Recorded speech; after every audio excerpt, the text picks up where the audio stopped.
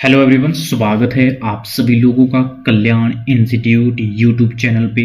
आज हम इस वीडियो के अंतर्गत बोमल का माल सूची सिद्धांत यानी कि बोमल इन्वेंटरी थ्योरी को जानने और समझने का प्रयास करेंगे कि ये बोमल का जो माल सूची सिद्धांत है ये दरअसल है क्या और इसके माध्यम से कहने का क्या प्रयास किया गया है। तो आज की इस वीडियो के अंतर्गत हम यही समझेंगे कि ये क्या है, किस तरह से है। तो आप इस वीडियो को अंत तक जरूर देखिएगा और अगर चैनल को अभी तक सब्सक्राइब नहीं किया तो चैनल को जरूर सब्सक्राइब कर दीजिएगा। तो चलिए समझते हैं कि बोमल का माल सूची सिद्धांत ये दरअसल है क्या और इसके माध्यम से क्या कहने का प्रयास किया गया है। इस सिद्धांत का प्रतिपादन बोमल एवं टॉबिन्स के द्वारा 1950 में किया जाता है और यह सिद्धांत सौदा उद्देश्य के लिए मुद्रा के नगद रखने की लागत एवं लाभ का विश्लेषण करता है। यानी कि इस सिद्धांत में सौदा उद्देश्य के लिए मुद्रा को नगद रखने की जो लागत है और उससे मिलने वाले जो लाभ है उसका विश्लेषण किया जाता है इस सिद्धांत के माध्यम से। इस सिद्धांत के अनुसार सौदा उद्देश्य के लिए मुद्रा की जो ब्याज दर है वो लोचदार होती है और इसे नगद रखने की अवसर लागत भी कहते हैं। यानी कि इसे नगद रखने की अवसर लागत कहते हैं एक तरह से कि किस तरह से जो हमारे सौदा उद्देश्य है, सौदा उद्देश्य के लिए जो मुद्रा की जो ब्याज दर है वो किस तरह से है, वो किन चीज़ों पर डिपेंड करती है, किस तरह से ब्याज दरें हैं। तो इस तरह से यहाँ पे जो मुद्रा की ब्याज दर है वो लोचदार होती है और इसे नगद रखने की अवसर लागत कहते हैं। एक तरह से ये अवसर लागत होती है। जो ये सिद्धांत है कि किस तरह से सौदा उद्देश्य के लिए मुद्रा को नगदी रूप में रखा जाता है, उसकी एक अपनी कॉस्ट होती है और उससे मिलने वाले किस तरह से प्रॉफिट है। जो इन चीजों का विश्लेषण इस सिद्धांत में किया गया है वो विश्लेषण कुछ मान्यताओं पर आधारित है। उसी कुछ मान्यताएं हैं जिसमें कि पहली मान्यता है व्यक्ति को वर्ष में एक बार आय प्राप्त होती है और उसे वो वर्ष भर खर्च करता है, वर्ष भर व्यय करता है। ये पहली मान्यता है। दूसरी मान्यता है जो व्यक्ति की व्यय करने की आदतें हैं वो नहीं बदलती है, वो सेम होती है।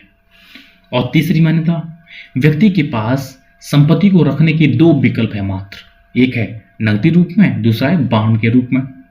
या व्यक्ति नकदी रूप में रख सकता है या बांड के रूप में रख सकता है। नकदी को रखने की अवसर लागत ब्याज का त्याग है।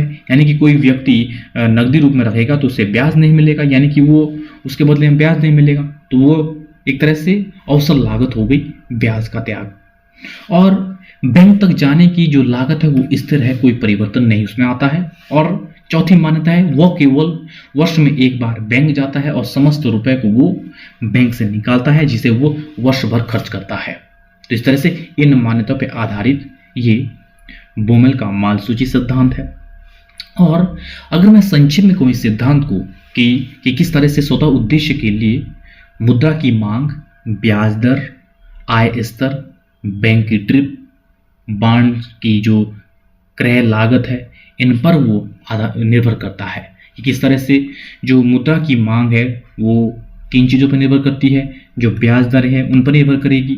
अगर ब्याज दर यानी कि इंटरेस्ट रेट आपकी ज़्यादा है तो मुद्रा की डिमांड वो कम की जाएगी, इंटरेस्ट रेट कम है तो डिमांड ज़्यादा की जाएगी। तो इसी तरह से जो आय स्तर है और बैंक ट्रिप है, बांड की जो क्रय लागत है वो उन पर भी निर्भर करता है कि किस तरह से कितनों में क्रय किया है, कितनों में विक्रय किया है। तो इन सब पर वो निर्भर करता है आपकी जो मुद्रा की डिमांड है। और ब्याज दर से मुद्रा की मांग में वो विपरीत संबंध पाया जाता है। यानी कि ब्याज दर और मुद्रा की मांग में विपरीत संबंध पाया जाता है। तो किस तरह से, जैसा मैंने कहा कि अगर इंटरेस्ट रेट आपकी बढ़ गई तो मनी की डिमांड आपकी कम हो जाएगी, इंटरेस्ट रेट कम है तो मनी की डिमांड बढ़ जाएगी। तो इस तरह से यहाँ पे विपरीत संबंध है। और यहाँ पे आय से प्रत्यक्ष रूप से वो प्रभावित होती है। अगर आय ज़्यादा है, आय कम है तो यहाँ पर मुद्रा की मांग पर वो उसका प्रत्यक्ष प्रभाव पड़ता है। तो इस तरह से जो ये सिद्धांत है, ये सिद्धांत क्या कहता है? ये सिद्धांत कहता है कि जब हम नकदी फॉर्म में पैसा रखते हैं, उसकी एक अपनी कॉस्ट है। वो किस रूप में है? वो ब्याज के त्याग के रूप में है। अगर वो नकदी फॉर्म में नहीं रखेगा, वो बॉन्ड के रूप में रखेगा, तो उसके बदले में उसे इंटरेस्ट मिलेगा।